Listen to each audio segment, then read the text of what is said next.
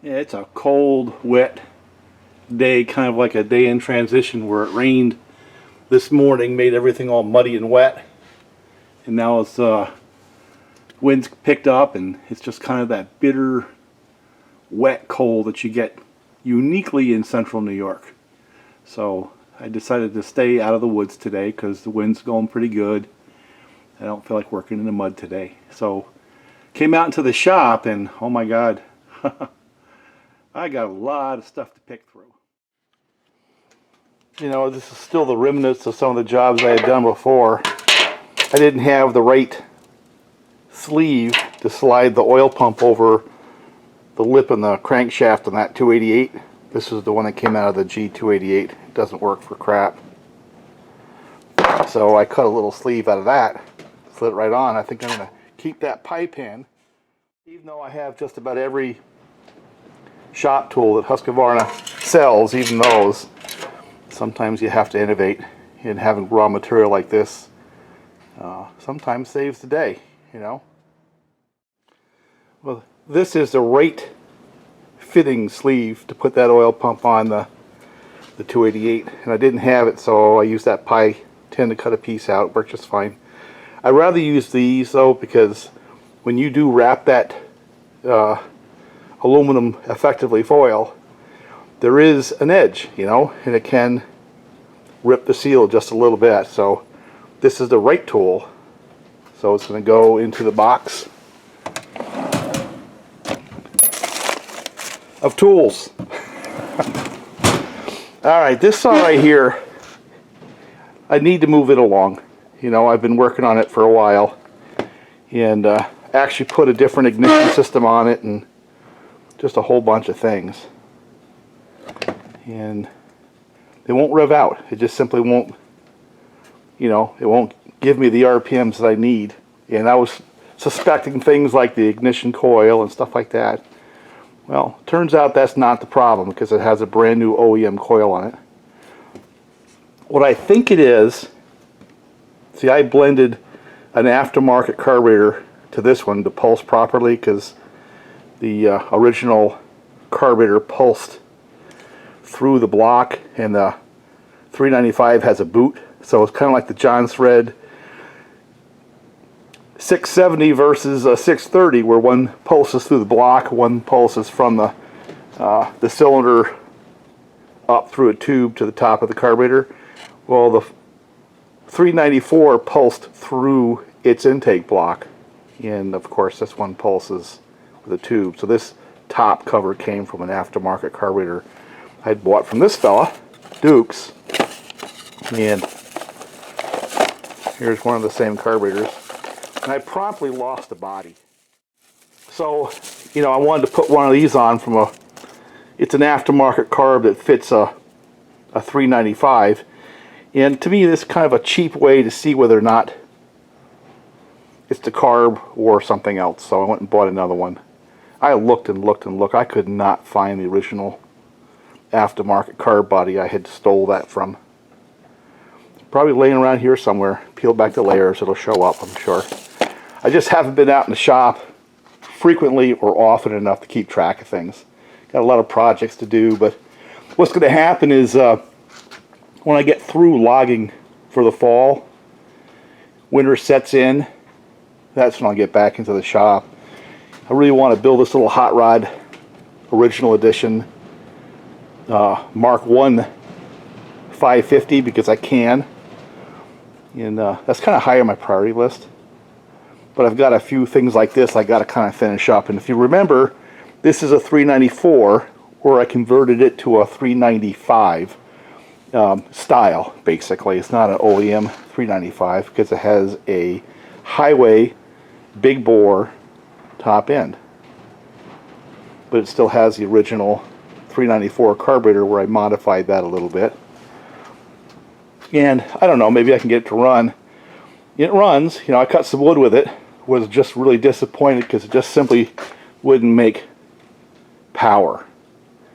And going back to my speculation, what I think is going on is these had a rev limiter in the carburetor to where basically you have a little spring and ball bearing, and that would open up and just dump fuel when the saw would get to a certain RPM level, and that wouldn't let it hurt itself. It wouldn't let it rev either. It would just go rich. Well, I'm thinking that it's just not closing because it's just way too fat on top. And so to test the theory, first I'm going to try that carburetor right there, as I was saying. And then what I'd like to do is see if I can get into that 394 carburetor, and because it has a slightly larger diameter, see if I can disable that rev limiting device. So those are the two things I'd like to do. So let me see if I can get it fired up so you can hear what it doesn't do. No, I don't have a cold. Yes, it's really cold out here. And no, I have not fired up the salamander heater yet either.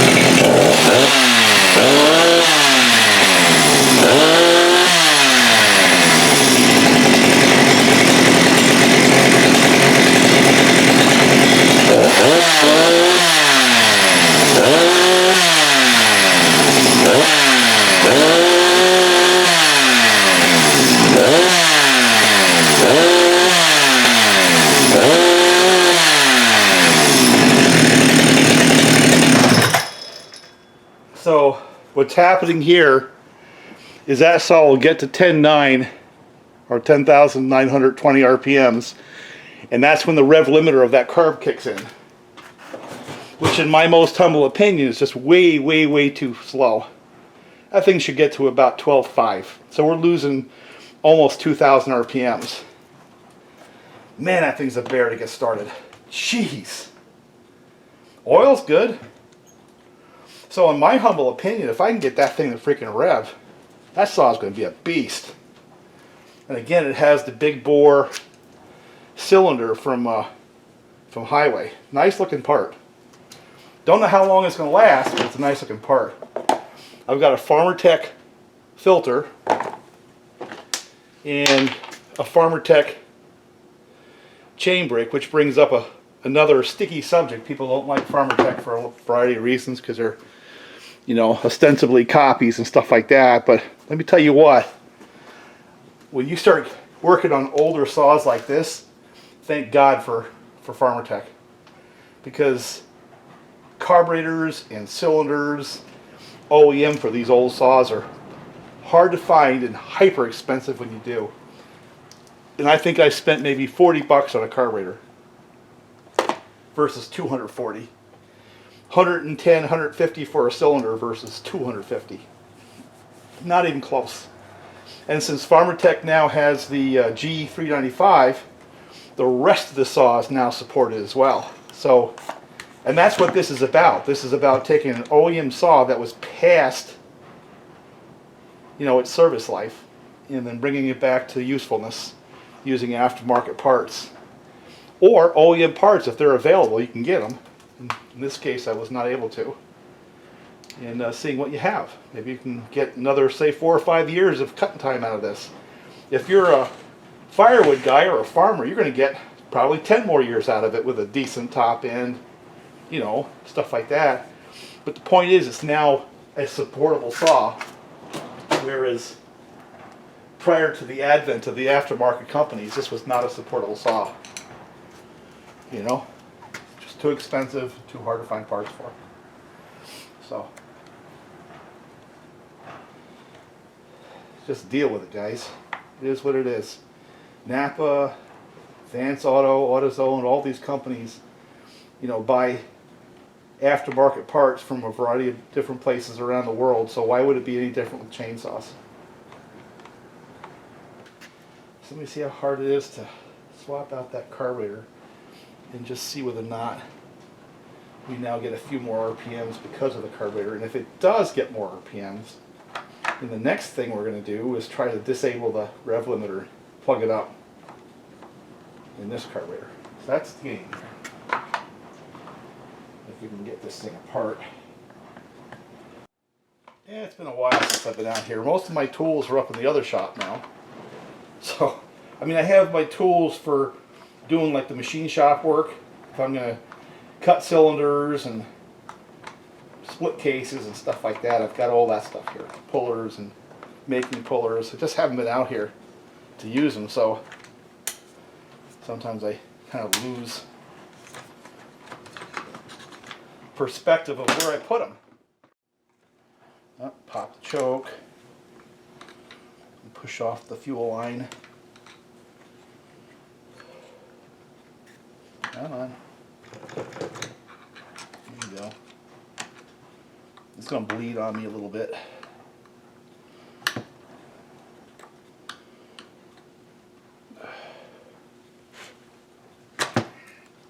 Pulse line. The thing you have to be really careful on these is that throttle cable will release on the inside of the handle from the little cylinder that holds it, and that is one big major PITA. Yeah, 4mm.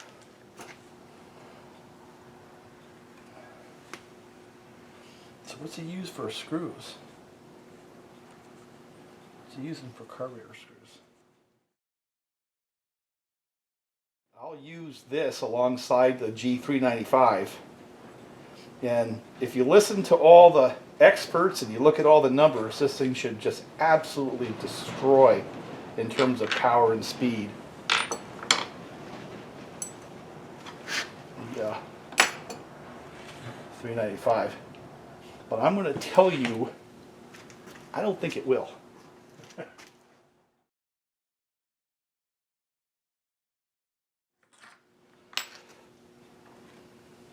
Filter holder, OEM carburetor.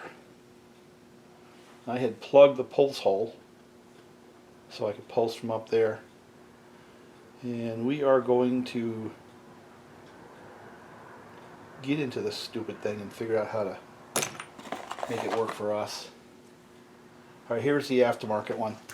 Now, what I have done on this one, and you can't really see it, but I put in those little red plastic sleeves that you put on the 372 carburetors in order to keep it from vibrating. I don't know if I have any more. Let me go look and see. Man, over the years, I've amassed so much stuff. This is a part number 503701101, and that's a little spacer. Let me see if I can find another one.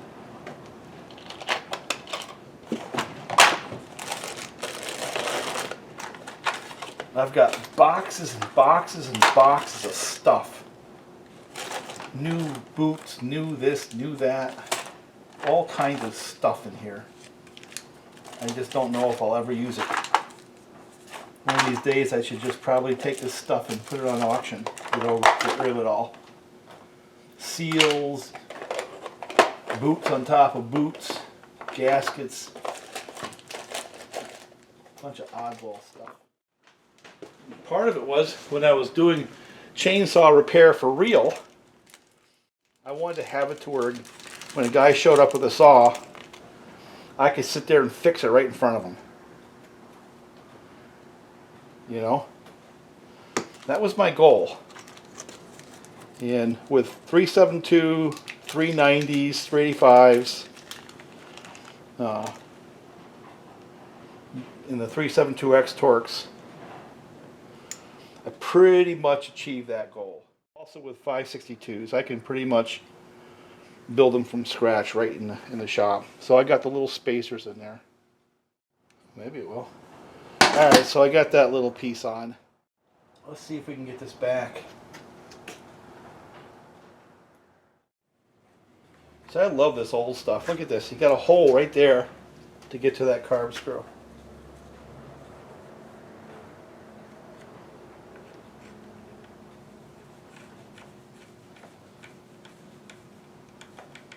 Now, let me see if that's going to work.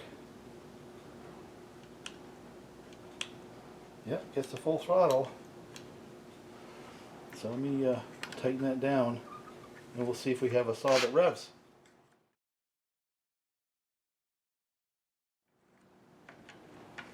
You don't want to go too crazy on these screws. If I get the choke lever on, full throttle, goes full up and stop. Oh boy.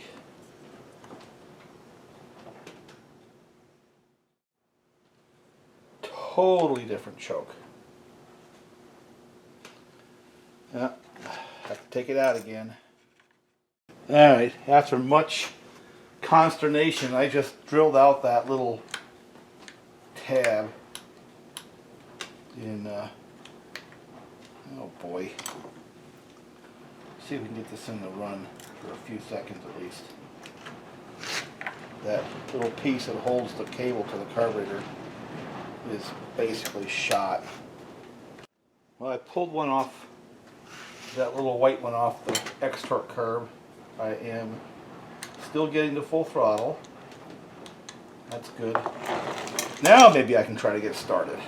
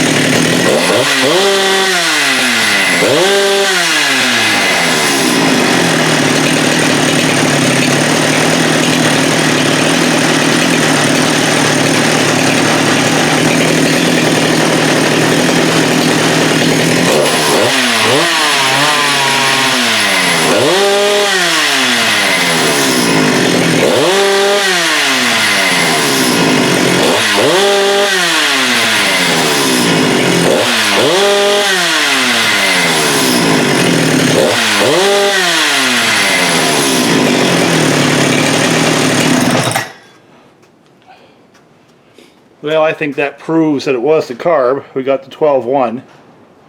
So that's a 2,000 RPM increase. So we're on the right track. Enough for a video. I'm cold. So let me put this back together. And then we're going to set about trying to tune that carb.